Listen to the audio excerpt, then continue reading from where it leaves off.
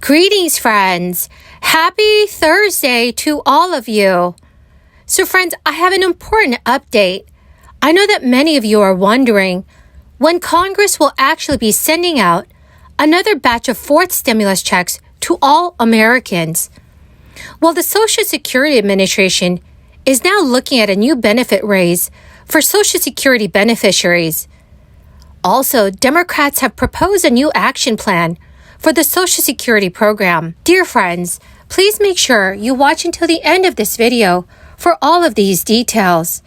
I will also be giving away a $75 Walmart gift card 4 days a week. If you would like to enter the giveaways, please make sure that you click and like several of my videos and then comment below the keyword of each video that you watch. The more videos that you comment on, the greater your chance of winning the Walmart gift card giveaway. When President Biden took office 1 year ago, he inherited major tailwinds and a brimming optimism. Brilliant scientists in Operation Warp Speed had developed vaccines in record time, and we were already putting doses in more than 1 million arms every day. Scientific data had already proven that after a devastating year for children and families, schools were safe to reopen in person. Thanks to the historic CARES Act and another targeted bipartisan stimulus that had just passed weeks earlier, our economic foundations had weathered the pandemic lockdowns and were primed for a roaring recovery back to normalcy and prosperity. Before the pandemic, Republican policies had America as a net exporter of oil for the first time since World War II. The same voters who gave President Biden the presidency gave him a razor-thin margin in both chambers. His only mandate was to govern from the middle.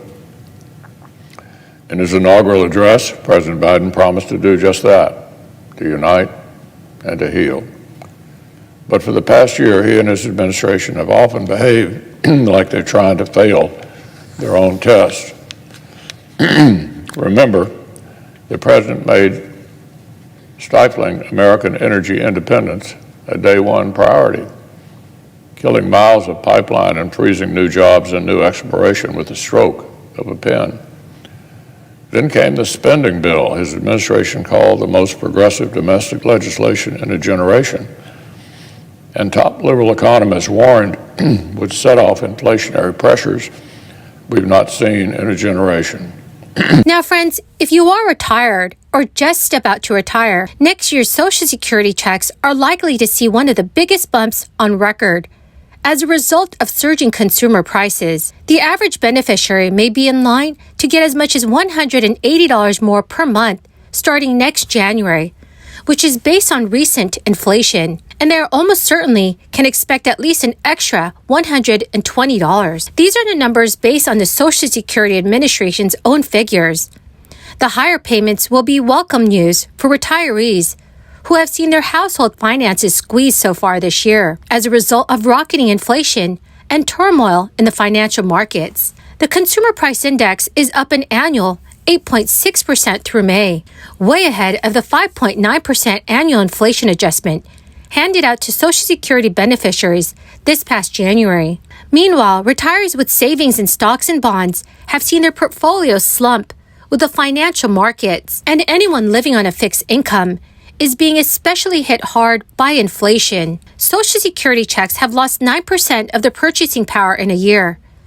The annual COLA, which was instituted during the inflationary period of the 1970s, is calculated by comparing consumer prices each summer with prices from the previous summer. The Social Security Administration will look at this average CPI numbers for July, August, and September and compare them to the average for the same 3 months last year.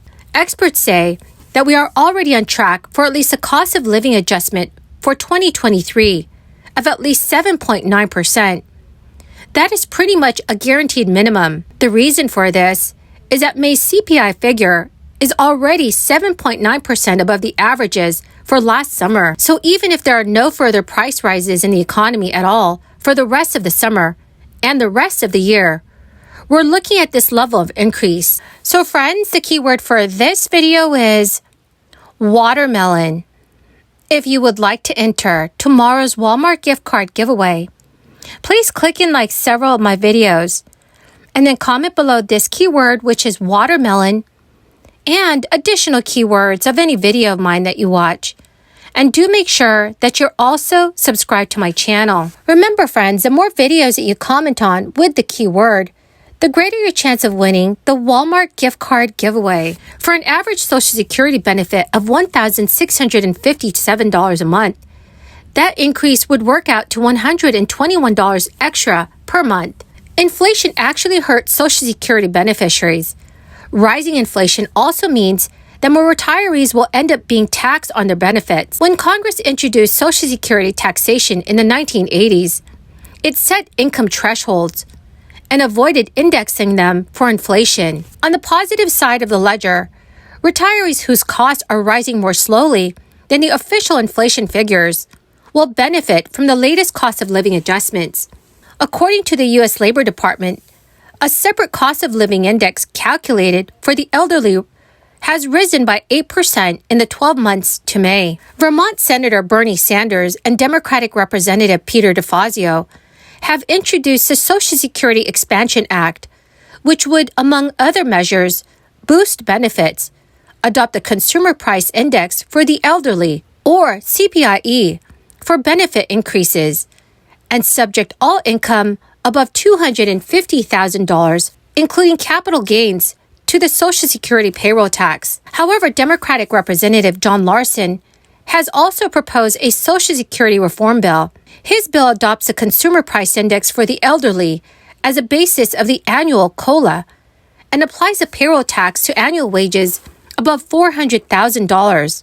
Many experts say that John Larson's bill also includes more benefit improvements than Peter DeFazio or Bernie Sanders' bill. But DeFazio and Sanders' bill extend solvency for significantly longer than the Larson bill. Mary Johnson, Social Security Medicare policy analyst at the Senior Citizens League, has told reporters that both bills would tie the COLA to the CPIE. This is in order to provide a more representative and more adequate COLA over time. She also stated that both bills would increase the minimum benefit to 125% of the annual poverty guidelines. So friends, what are your thoughts on these two bills? Which one do you think should pass? Well, my fantastic and amazing friends, that is the end of my daily stimulus update video. Thank you so much for joining me here today. I greatly appreciate all of you. Thank you so much, friends, and have a wonderful and blessed Thursday.